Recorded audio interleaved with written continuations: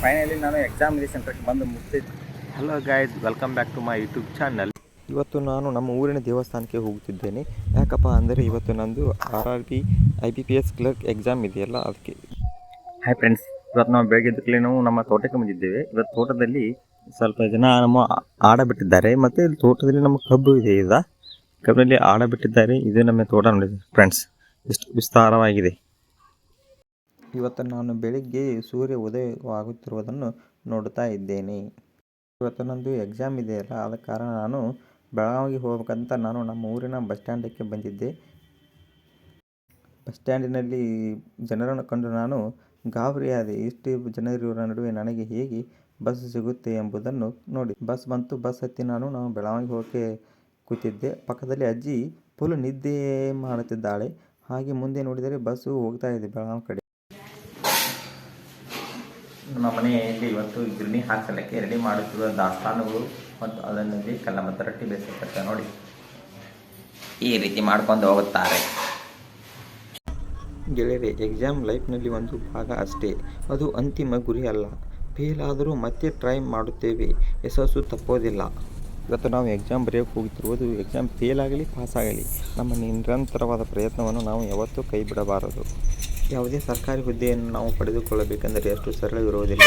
ಬಹಳವಾದ ಪರಿಶ್ರಮ, ಕಷ್ಟ ಪಡಬೇಕು. ಆಮೇಲೆ ನಮ್ಮ ಗುರಿ ಕಡೆ ನಾವು ಯಶಸ್ಸು ತಾನೇ ಆಗಿ ಒದ್ದು ಬರುತ್ತದೆ. ಆವಾಗ ತಾನೇ ನಾವು ನಮ್ಮ ಜೀವನದ ಒಂದು ಅತ್ಯುತ್ತಮವಾದ ಜೀವನ ರೂಪಿಸೋಕ್ಕೆ ಸಾಧ್ಯವಾಗುತ್ತದೆ. ಅದಕ್ಕೆ ನಾವು ಯಾವುದೇ ರೀತಿಯ ಅಹಿತಕರ ಘಟನೆಗೆ ತಲೆಗೂಡದೆ ನಮ್ಮ ಒಳ್ಳೆಯ ನಿರ್ಧಾರಗಳಿಗೆ ಗಮನ ಹರಿಸಬೇಕು. ನಾನೀಗ ಬೆಳಗಾವಿ ಸಮೀಪ ಇರುವ ಕರಡಿಗುಡ್ಡಕ್ಕೆ ಹತ್ತಿರ ಬಸ್ಸು ಬಂದಿದೆ. ಇನ್ನೊಂದು 10-15 ನಿಮಿಷದಲ್ಲಿ ಬೆಳಗಾವಿಗೆ ರೀಚಾಗಿ ಎಕ್ಸಾಮ್ ಸೆಂಟರ್ ಕಡೆಗೆ ಹೋಗುತ್ತೇನೆ. ಆವಾಗ ನಿಮಗೆ ಎಕ್ಸಾಮ್ ಸೆಂಟರನ್ನು ಹೇಗಿರುತ್ತದೆ, ಅದರಲ್ಲಿ ಮಂದಿ ಭಾಗವಹಿಸುವಿಕೆ ಎಷ್ಟು ಜನರೆಂದು ತೋರಿಸುತ್ತೇನೆ. ಫೈನಲಿ ನಾನು ಎಕ್ಸಾಮಿನೇಷನ್ ಸೆಂಟರ್ಗೆ ಬಂದು ಮುಟ್ಟಿದ್ದೇನೆ ನೋಡಿ ಬೆಳಗಾವಿನಲ್ಲಿ. ಈಗ ಇನ್ನು 5 ನಿಮಿಷದಲ್ಲಿ ಎಕ್ಸಾಮ್ ಸೆಂಟರ್ ಮುಂದೆ ಹೋಗುತ್ತೇನೆ. ಬೆಳಗಾವಿಯಲ್ಲಿರುವ ಎಕ್ಸಾಮ್ ಸೆಂಟರ್ ಇದೆ.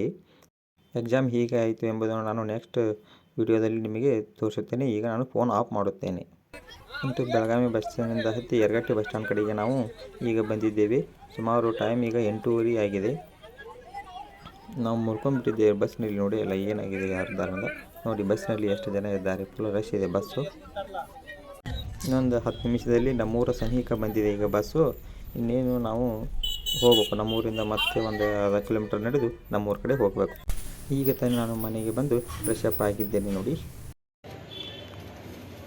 ನೋಡಿ ನಮ್ಮ ಮನೆಯ ಮೇಕೆ ಹೇಗೆ ಸರಿಯಾಗಿ ಊಟ ಮಾಡ್ತಿದೆ. ಈಗಿನ ಕಾಲದಲ್ಲಿ ಮನುಷ್ಯರ ಸಹ ಇಟ್ಟು ಸರಿಯಾಗಿ ಊಟ ಮಾಡೋದಿಲ್ಲ ನೋಡಿ ಫ್ರೆಂಡ್ಸ್. ಸಿಟಿ ಕಡೆ ಕಾಯಿಗೆ ಎಷ್ಟು ವೇಟ್ ಮಾಡ್ತಿರಲ್ಲ, ಹಳ್ಳಿ ಕಡೆ ಹೆಂಗೆ ಕಾಗೆಗಳು, ಆಡು ಮತ್ತು ಎಲ್ಲ ಹೇಗೆ ತಾವೇ ಇದ್ದಾವೆ ನೋಡಿ. ನಮ್ಮ ಮನೆಯ ಆಡಿನ ಮರಿಗಳು 4 ಇವೆ. ಅವನನ್ನು ದಿನಾಲೂ ಮೇಯಿಸಲು ನಾವು ಬಿಡಲೇಬೇಕು. ಆದ ಕಾರಣ ಅವರಿಗೆ ಮೇವು ತಂದು ಹಾಕಬೇಕಲ್ಲ, ಅದಕ್ಕೆ ನಾವು ಬಿಡಲೇಬೇಕಾಗುತ್ತದೆ. ನೆಕ್ಸ್ಟ್ ಡೇ ನಾನು ಮತ್ತು ನಮ್ಮಪ್ಪ ನಮ್ಮ ಅಣ್ಣವರು ಕೂಡ ನಾವು ಹೊಲಕ್ಕೆ ಹೋಗಿದ್ದೀವಿ. ಬೆಳೆ ಹೇಗಿದೆ ನೋಡಿ ಬರೋಣ ಅಂತ. ಆ ಬೆಳೆಯಲ್ಲಿ ತುಂಬ ಚೆನ್ನಾಗಿ ಬಂದಿತ್ತು ಬೆಳೆ. ಆದ ಕಾರಣ ಸ್ವಲ್ಪ ಕಸ ಆಗಿತ್ತಲ್ಲ, ಆ ಕಸವನ್ನು ಕಿತ್ಕೊಂಡು ನಮ್ಮ ಆಡುಗಳಿಗೆ ಆಗುತ್ತೆ ಮೇವತ್ತ ಅದನ್ನು ಕಿತ್ಕೊಂಡು ಬಂದಿದ್ದೇವೆ. ಇಲ್ಲಿ ಒಡ್ಡಿನ ಮೇಲೆ ಇರುವ ಕಲ್ಲು ಜಾರಿ ಬಿದ್ದಿತ್ತು. ಆದ ಕಾರಣ ನಮ್ಮ ಬ್ರದರ್ ಅವರು ಮೇಲೆ ಕಲ್ಲನ್ನು ಎತ್ತಿ ಇಡುತ್ತಿದ್ದಾರೆ. ಯಾಕೆಂದರೆ ಅದು ತೆಳಗೆ ಬಿದ್ದರೆ ಹಾಗೆ ಬೆಳೆ ಹಾಳಾಗಿ ಮತ್ತು ಅಲ್ಲಿ ಕುರಿ ಎತ್ತು ಬಂದರೆ ಅವಕ್ಕೂ ನೋವು ಮತ್ತು ಯಾರಾಗುತ್ತಿಲ್ಲ. ಆದ ಕಾರಣ ಅವನನ್ನು ಎತ್ತಿ ಮೇಲೆ ಇಡುತ್ತಿದ್ದಾರೆ. ಇದು ನೋಡಿ ನಾವು ಹಾಕಿದ್ದು. ಇದು ಹೊಲದಲ್ಲಿರುವ ಬೆಳೆ ಯಾವುದು ಎಂದು ನೀವು ಕಮೆಂಟ್ ಮಾಡಿ ನೋಡೋಣ. ಈ ಬ್ಲಾಗ್ ಇಷ್ಟ ಆಗಿದ್ದರೆ ಲೈಕ್ ಮಾಡಿ, ಶೇರ್ ಮಾಡಿ, ಕಮೆಂಟ್ ಮಾಡಿ.